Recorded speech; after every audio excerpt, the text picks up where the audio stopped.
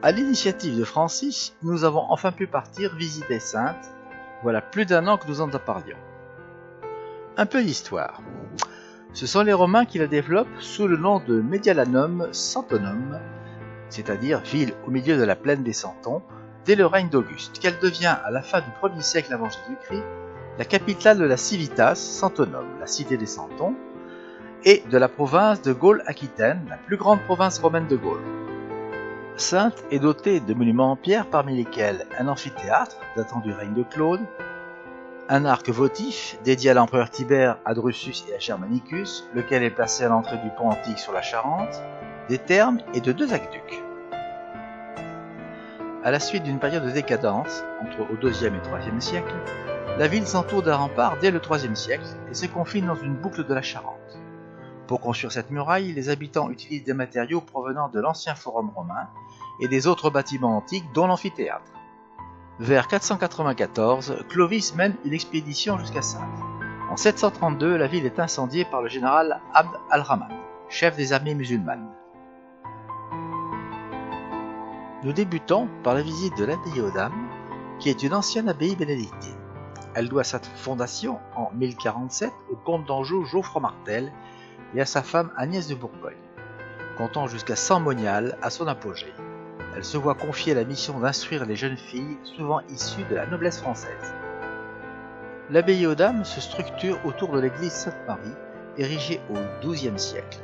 Célèbre pour sa façade et son clocher caractéristique en pomme de pin, elle est un des monuments emblématiques du roman Saintongeais. Cette visite nous mènera de l'église, puis au musée situé dans l'ancien couvent, transformé sur un niveau en hôtel et sur un autre niveau, occupé par le conservatoire de musique. Enfin, nous terminerons par l'ascension du clocher avec vue panoramique sur la ville.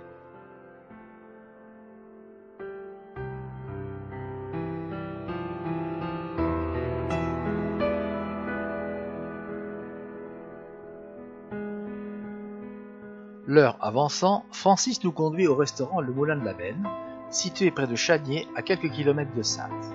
Il fut construit sur ordre de Colbert, ce qui en explique sa dimension. Aujourd'hui transformé en restaurant, il est très connu dans la région pour son cadre exceptionnel, comme vous pouvez le constater. Petite promenade digestive, nous explorons les environs du moulin, qui s'avèrent des plus bucoliques et agréables au possible.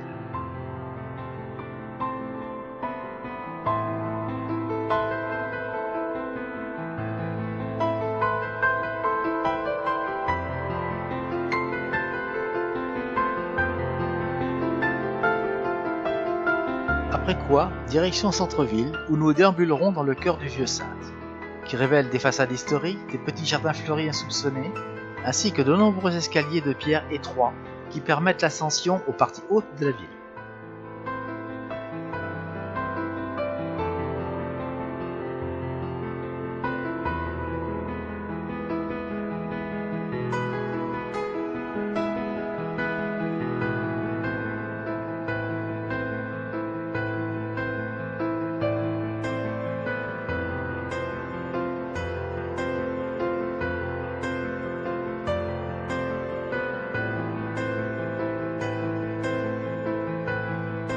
Voici le palais de justice, puis la maison du gouverneur et l'arc de triomphe de Tibère reconstruit sur la berge de la Charente, avec à son côté le musée archéologique. Nos pas nous mènent naturellement à la cathédrale Saint-Pierre. Elle succède à un sanctuaire paléochrétien. Au XIe siècle, ce dernier est ravagé par un incendie. Quelques années plus tard, l'évêque Pierre de Confolens fait dresser les plans d'un nouvel édifice. Au XIIIe siècle, on adjoint à la cathédrale un cloître canonial et le logis des chanoines. En 1420, l'effondrement partiel de ses voûtes cause la mort d'un homme, ce qui fait envisager la reconstruction totale de l'édifice. Au sanctuaire roman succède un édifice de style gothique flamboyant. La nouvelle cathédrale s'élève alors sur 3 niveaux. Exception faite du clocher, l'édifice est presque achevé lorsqu'éclatent les guerres de religion. L'un des éléments les plus remarquables de la cathédrale Saint-Pierre est son clocher-porche. Dominant les toits de la ville de près de 58 mètres, il devait à l'origine supporter une flèche en pierre qui l'aurait fait culminer à 96 mètres. Demeuré inachevé à la suite des guerres de religion, il est couvert d'un dôme en cuivre lui conférant une silhouette atypique. Plus au sud, la basilique Sainte-Trope est un des principaux sanctuaires catholiques de la ville de Saintes. Fondée en 1081 à l'instigation du duc d'Aquitaine et comte de Poitou Guillaume VIII, elle honore Sainte-Trope, martyr, premier évêque et évangélisateur de la région.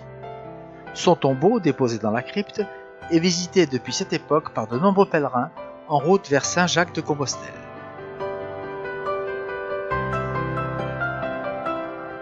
Chef-d'œuvre de l'art roman saintongeais, Sainte-Trope incorpore également des éléments d'autres styles, tels la flèche du XVe siècle, pure produite du gothique flamboyant. Elle culmine à près de 80 mètres. Le corps gothique, lui aussi, date du XVIe siècle, et la façade actuelle, pastiche roman d'une grande sobriété, date du XIXe siècle. L'amphithéâtre gallo-romain de Saintes fut commencé sous le règne de l'empereur Tibère, 14 après Jésus-Christ, et terminé sous Claude, 54 après Jésus-Christ. L'amphithéâtre avait pour fonction d'accueillir un grand nombre de spectateurs autour de représentations sanglantes et violentes. Il mesurait 126 mètres de grand axe sur 102 mètres de petit axe et pouvait accueillir entre 12 000 et 15 000 personnes. L'amphithéâtre fut utilisé comme carrière lors du Moyen-Âge et ne fut dégagé et restauré qu'au XXe siècle. Nous terminerons cette journée pédagogique par un arrêt aux anciens termes romains dont il ne reste plus que des vestiges. Au loin, l'église Saint-Vivien qui fut édifiée de 1840 à 1845.